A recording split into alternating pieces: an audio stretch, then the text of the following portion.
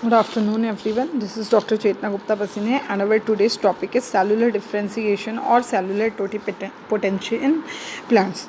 So introduction, सबसे पहले introduction देखते हैं टोटिपोटेंसी क्या चीज़ होती है। तो टोटिपोटेंसी किसी प्लांट के सिंगल सेल्स की ये कैपेसिटी होती है, ये एबिलिटी होती है कि वो cell continuously division and differentiation के द्वारा एक कंप्लीट ऑर्गेनिज्म का या प्लांट का रीजनरेशन कर सके या एक कंप्लीट प्लांट का प्रोडक्शन कर सके।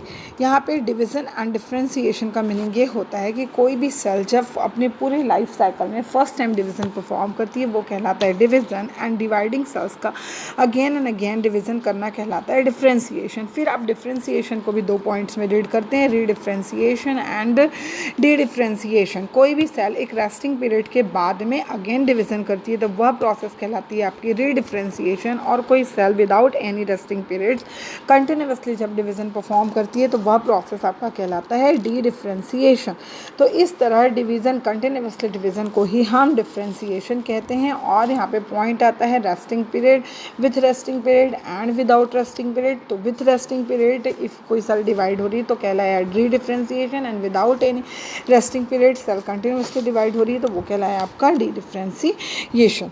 या फिर सिंपल फॉर्म में हम टोटिपोटेंसी को डिफाइन कर सकते हैं कि किसी भी प्लांट सेल का ये जेनेटिक पोटेंशियल होता है कि वो कंटिन्यूसली डिवीज़न एंड डिफ्रेंशिएशन करके एक एंटायर प्लांट का प्रोडक्शन कर सकता है, रीजनरेशन कर सकता है।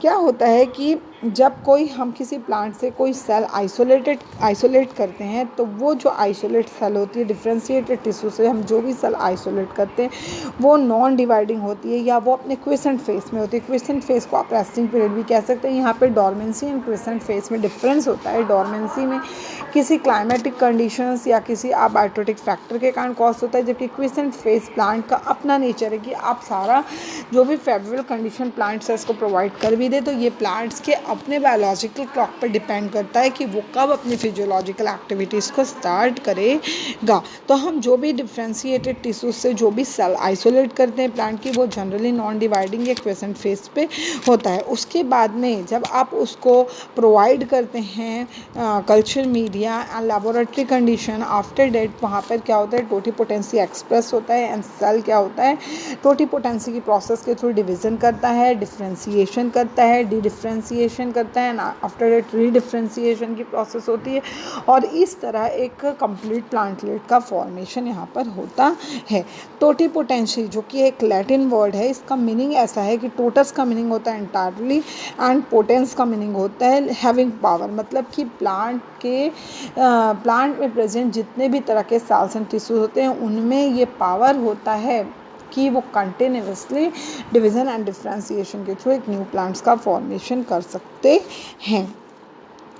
अब किसी भी एक सिंगल सेल या नॉन जाइगोटिक सेल से एक एंटायर प्लांट का प्रोडक्शन होना, रीजनरेट होना, इस पॉसिबिलिटी को सबसे पहले एक्सप्लेन किया था गॉटलिब हैबरलैंड ने 1902 पे। उनका जो टाइम था, लिविंग टाइम था, वो था 1854 टू 1945। तो इन्होंने सबसे पहले इस पूरे फिनोमेना को एक्सप्लेन किया था, और इसीलिए हैबरलैंड को टिश्यू कल्चर के father of the tissue culture भी कहा जाता है।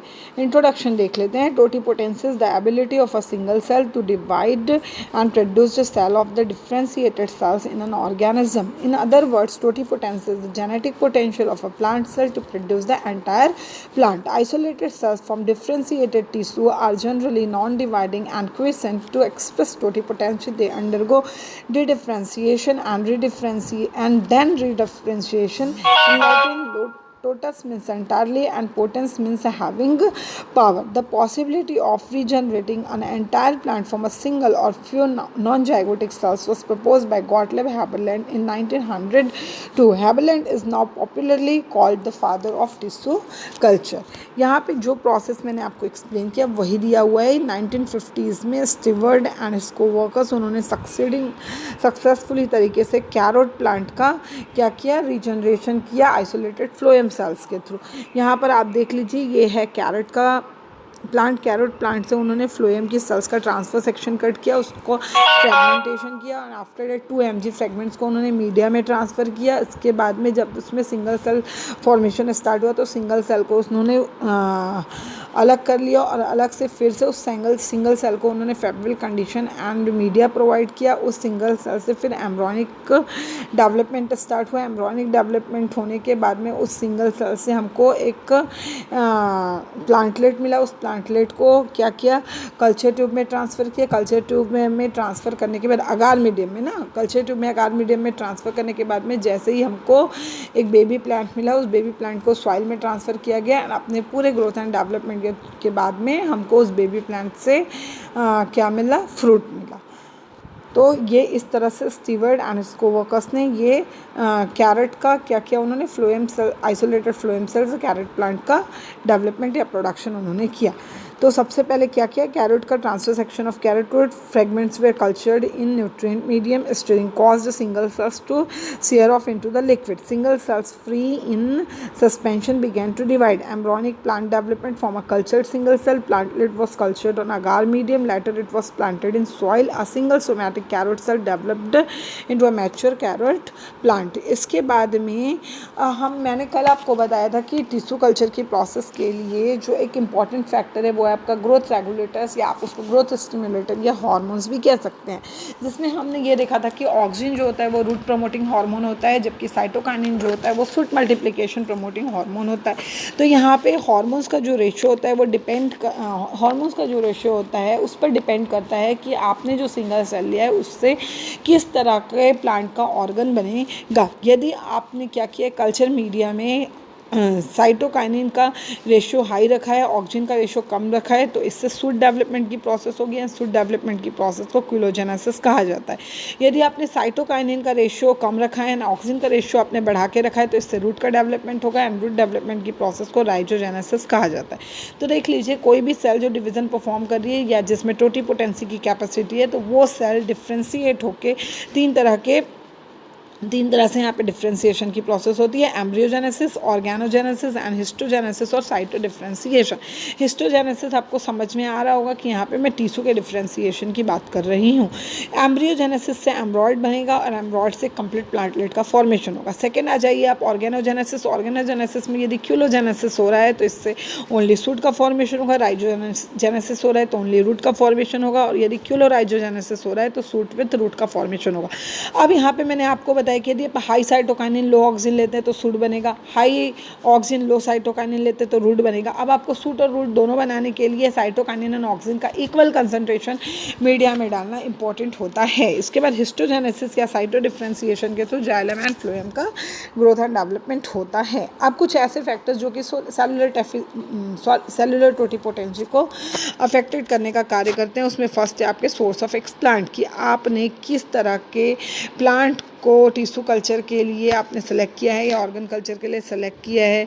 उस प्लांट का फिजियोलॉजिकली या ऑन्टोजेनिकली उस प्लांट का एंड उसमें प्रेजेंट जो ऑर्गन है उनका एज क्या है।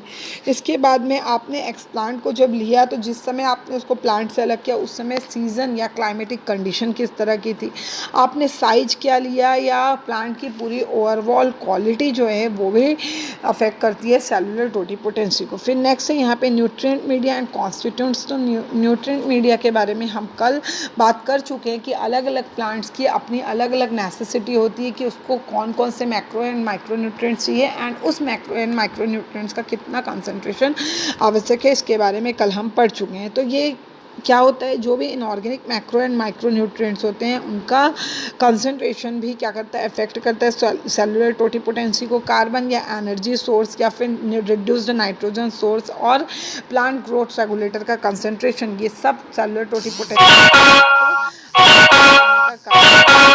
इसके बाद कल्चर इन्वायरमेंट या physical form of the medium, की जब आप क्या कर रहे हैं, क्योंकि आप ये सारी प्रोसेस लेबोरेटरी में कर रहे हैं तो आप लेबोरेटरी में किस तरह से प्लांट को उसका फेवरेबल अनुकूल वातावरण आप उसको प्रोवाइड कर सकते हैं, किस तरह से फेवरेबल कंडीशन आप दे सकते हैं, ये सारी चीज़ें भी क्या करता है, सेलुलर टोटिपोटेंसी को अफेक्ट करता है। जिसके अंदर आपका फर्स्ट है source of explant organ that served as tissue source, physiological and ontogenic, age of organ, season in which explant is obtained, size, overall quality of explant, nutrient media and constituents, inorganic macro and micronutrients, carbon or energy sources, reduced nitrogen sources, plant growth regulators, culture, environment और physical form of medium, presence और absence of agar. agar एक solidifying agent है. कल मैंने आपको बताया था pH of medium. Her media का अलग अलग pH होता है कि कौन सा मीडिया एसिडिक एनवायरनमेंट में रहेगा, अल्कलाइन रहेगा या न्यूट्रल रहेगा. Light quality and quantity, temperature, relative humidity and gases atmosphere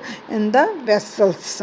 vessels that means जिसमें आप कल्चर की प्रोसेस कर रहे हैं, चाहे वो टेस्ट ट्यूब हो, कल्चर ट्यूब हो या फनल हो या जार हो, वहाँ पर किस तरह का गैसेस एटमॉस्फेयर उस वेसल्स को आप प्रोवाइड करा रहे हैं.